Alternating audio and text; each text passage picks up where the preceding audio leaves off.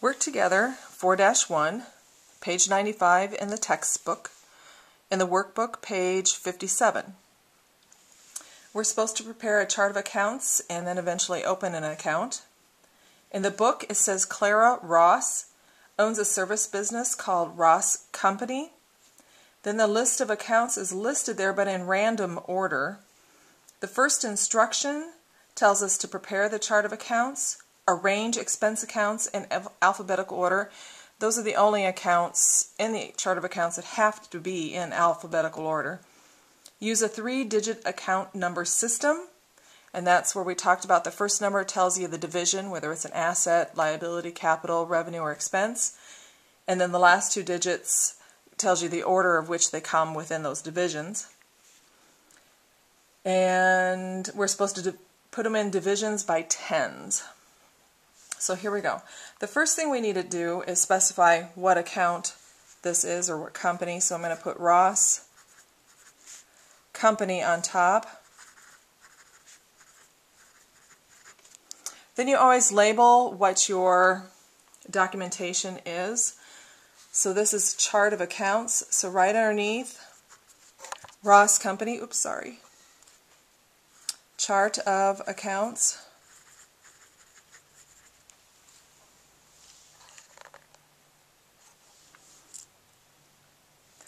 And then we want to label our areas, and I told you on the left-hand side you'll see the balance sheet statement accounts, so we put balance sheet, and the right-hand side we'll put income statement, but I try to center those over the column of information. Not very easily done, but there it is. The first division I'm going to have is assets, so I will indent those for sure and write 100, and I'll put that in parentheses, and then I'll put assets. And I'll do the right-hand side items when we get to it. Let's do the assets first. Looking in the random list of accounts, the first asset I'd probably pull out is the most common one used, is cash. And its number is 110.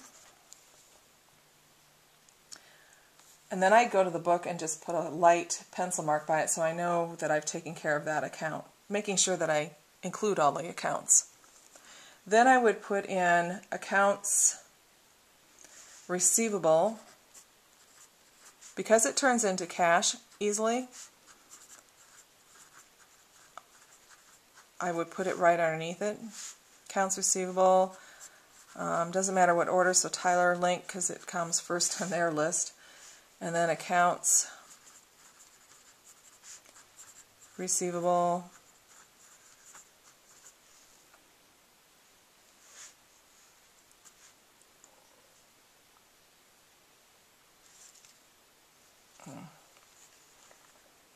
maybe I'll change my mind. I'm going to change it to Megan first, because I'm sitting here thinking, wait a minute, if you put it into their accounts receivable ledgers eventually, they usually have that alphabetized in there. So I'm going to change my mind. Alvarez first, and then Tyler Link. Thinking ahead here. Okay, so then Megan would be 120, and Tyler would be 130. So even though the book hasn't said anything about it, but I'm pretty sure accounts receivable, subsidiary ledger account, which you'll learn about, they list them in alphabetical order. Same way with accounts payable, subsidiary ledger accounts. All right, what do we have? So I'm going to cross those off in my book. I need supplies and prepaid insurance yet, so I'm going to put supplies next. That's probably used more than prepaid insurance. And then prepaid insurance, 140 and 150. Then right underneath, because I think that's, if I mark those off, that's the last of my assets, I'm going to put, without any spaces, because I don't think they gave us extra room, I could be wrong, I'll put the next category, which is liabilities, and that's 200 in parentheses, and then liabilities.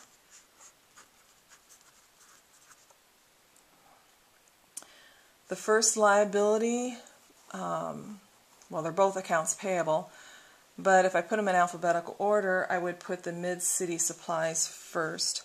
So 210, accounts payable, Mid-City supplies, right? Supplies. And then 220, accounts payable, and this is Shearer supplies. And that's all I had in for liabilities. Next category be in the 300s, and it is capital, and we call it owner's equity instead. But it's where your capital and drawing are going to go. So we start off with 310 and 320, and the owner's name is Clara Ross. And the first one will be the capital accounts, the main account, and then the drawing account.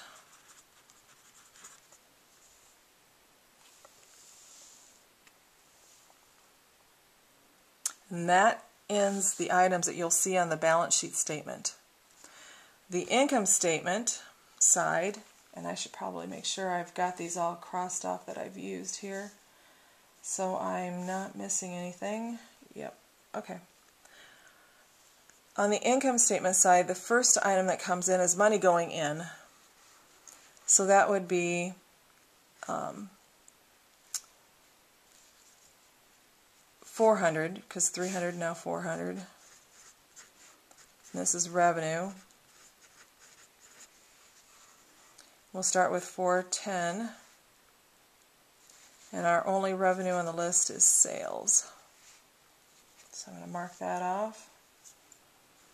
Then we're going to go to the 500s, which are expenses. So 510, and these they say are in alphabetical order. So what do we have anyway? We have miscellaneous, insurance, supplies, rent, and auto. Well, A for auto. Auto would be first.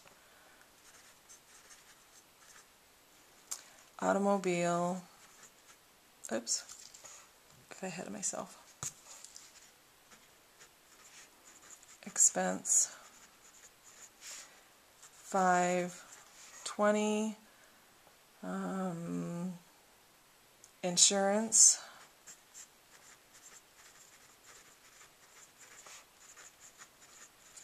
Expense. 530. Okay, I'm going to cross this off. What do I have left?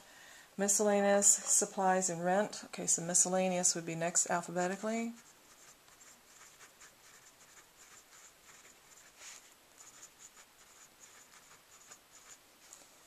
Cross that off. We have supplies and rent next. So rent would be next alphabetically.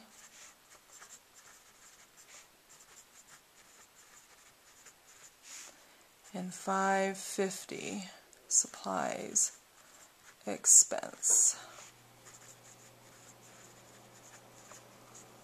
Okay, that completes part one of preparing the chart of accounts. Part two of the transaction, I'm going to move it down just a little bit so we can see this. Part two is just listed here. They tell us two new accounts, postage expense and utilities expense, are to be added to the chart of accounts prepared in instruction. Assign account numbers to the two new accounts. Basically, instead of having to erase and move things down and put room in there for them, they're just having us figure out what would the two numbers be and list the two new accounts out. Normally this would be on a computer and you just slide it in where it's supposed to go, but since we're handwriting it, a little tough to do. So our first account And they write it up like this: new accounts, and the new account would be postage expense. Postage would land between the miscellaneous and rent expense, so its number would be 535. 535, and postage expense. And the next one was utilities. Utilities comes after the STU, so that would be 560. Now this is where kids will put 555. Well, there's no reason to put 555. You can go all the way down to the 10. There's nothing there. So be very careful about that one. You're just adding it to the bottom. Oh, lovely eraser, horrible eraser. So over here we'll put 560 and utilities expense. And then they have us doing step 3, using the account form in the working papers, open cash in its ledger account is what they should have said. So I'm going to scroll this down a little bit further. There we go. I think you can see it, sort of. To open an account is the most simplistic thing, and this is probably the biggest waste of paper ever. We want to open up cash, so we put the cash title in where it says account, right there, and the account number over here in the far right, 110.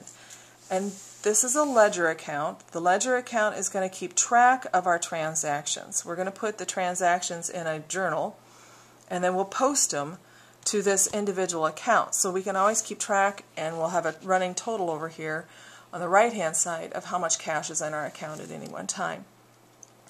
And that's true for all those accounts in the chart of accounts. Each one of them gets a ledger similar to this, where we keep track of them individually. All right, that's all there is to this one. So now it's your turn to go on to On Your Own 4-1 and give it a shot.